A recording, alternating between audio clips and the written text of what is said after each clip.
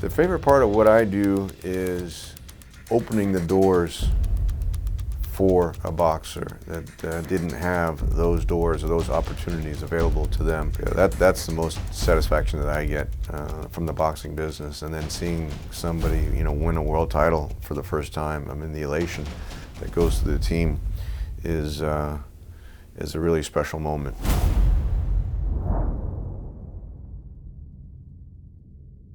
The fighters that I have managed and promoted over the years, it started with Kelley. He was the first fighter that we signed. Then Carr, Shane Mosley, Godfrey Niakana, Ed Mahone at the Forum, Carlos Navarro, who was a spectacular amateur. His nickname was El Cerdo de Oro, means like the lefty, the golden lefty. His brother Nacho Navarro, Eddie Sanchez, Pedro Pena was the smallest guy I've ever worked with. And then I made the transition from being a manager to being a promoter when we started K2 Promotions in 2003.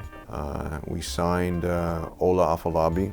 Then we signed Jonathan Banks, who was also one of the main sparring partners for Vladimir Klitschko.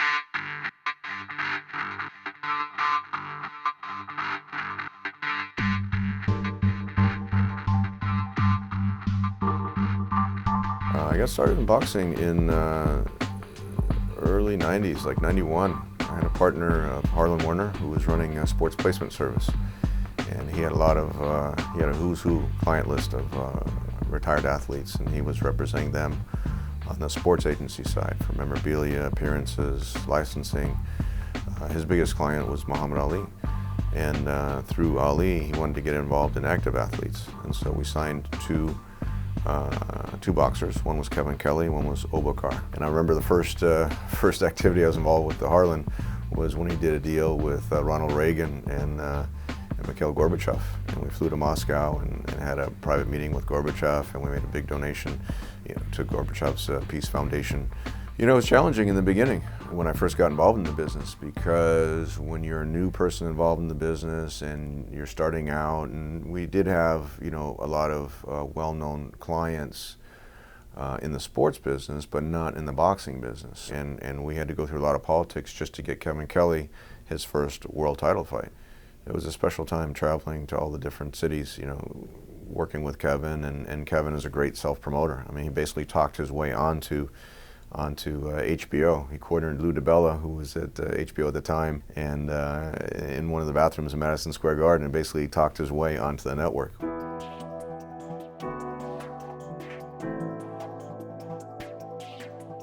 This is the very first promotion we did. This was the one at Staples Center. You can see it's April 2004, 11 years ago, and it was Vitali Klitschko against Corey Sanders. My involvement with K2 and the Klitschko brothers is an interesting story. Ed Mahone was fighting here at the Great Western Forum at the time. He was the mandatory challenger. I believe he was #1 in the WBO. That's when Vitali first won the title, when he knocked out Herbie Hyde. But anyway, I made the deal with Peter Cole and Universum for Ed to come over to Germany and fight Vitali. After the fight, I told Vitali, I said, if you ever want to come to Los Angeles, you're always welcome. And about 6 months later, surprisingly, he called me up, and we stayed in contact after the fight. But he had come over and came to LA, and we put together a meeting with Ali at our office, and then we developed a personal relationship. And I said, Vitali, you know what? You're at the stage, you and Vladimir are at the stage where you should just form your own promotional company. I remember a story with Vladimir and Vitali when Vitali was the mandatory challenger to Lennox Lewis at the time. It was a WBC mandatory challenger. Again, it was a lot of politics, and Lennox didn't want to fight him and kept asking for exceptions. So we took Vladimir and Vitali both to the press conference when Lennox Lewis was supposed to fight here at Staples Center. And then Mike somehow didn't show up at the press conference. Steve Kim runs out and says, you know what, Tyson didn't show up, he's not going to be on the show. Maybe you can get Vitali on the show with Lennox. And all of a sudden, a light bulb went off in my head. And then the opponent for Lennox got injured pretty close to the fight, almost 3 weeks before the fight. That was going to be a pay-per-view show. And so then, both Lennox and Vitali both had to decide quickly, will you fight each other to save the show?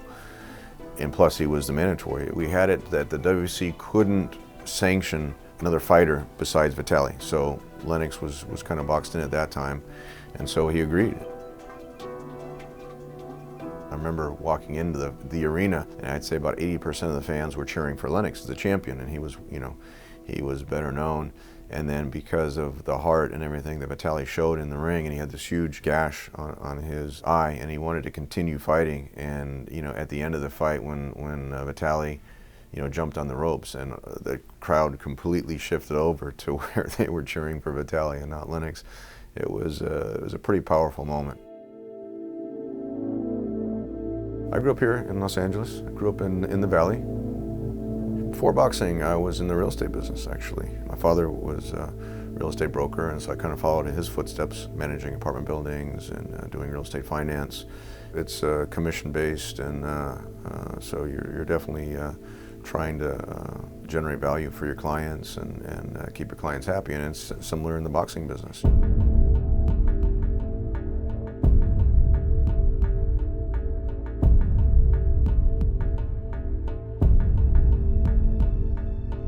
A lot of promoters have challenges with their fighters, making weight, training.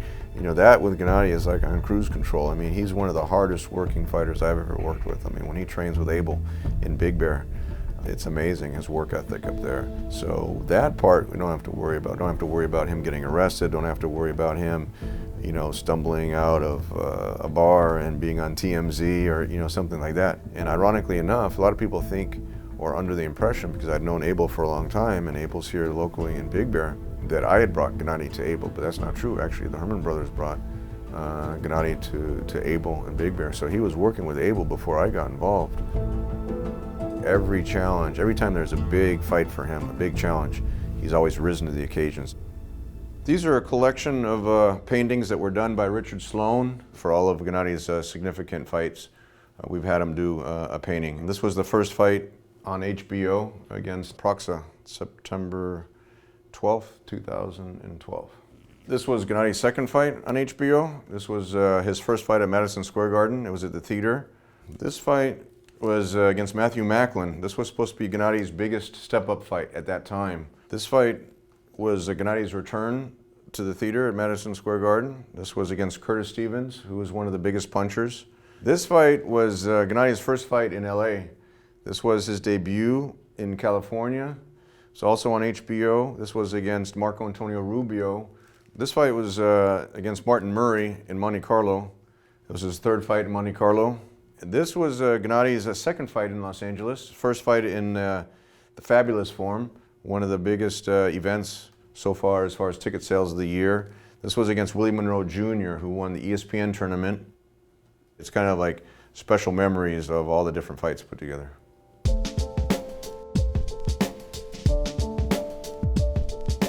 A lot of people ask me when I'm going on vacation and when am I planning my vacation, and I say, what vacation? There's no vacation in boxing. The schedule doesn't stop. It's not like there's a season and then an off season, and then off season you can take time off. Once boxing's in your blood, and when you have guys that you work with like Vladimir Klitschko, like Gennady Golovkin, it becomes a personal relationship. So as long as it's fun for me, it's always challenging. There's no question that the boxing business is challenging, and you're always trying to adapt to the times, from the different TV networks that you're involved with, the different arenas, you're always adapting. But as long as it's fun working with the guys and you have the special bond that you build with guys in the boxing business and the people that I represent directly, I don't see anything else that I'd be doing. Who is Tom Loeffler is a good question. I'm not very outgoing or I don't put my business out for everyone to say, okay, I promote this guy, I promote that guy, and I always try to be respectful to people. If I walk into a boxing gym and there's a new fighter or a new trainer, and they look at me as like the established promoter who's worked with these dominant fighters and promoted fights all over the world, I try to do the right thing by the people that I deal with, because to me, in boxing, my word is better than any contract. It's the best job in the world, and that's you know, what I appreciate about the sport of boxing. And when you're working with great champions, great fighters, putting on the value for the fans, that's what brings excitement for me.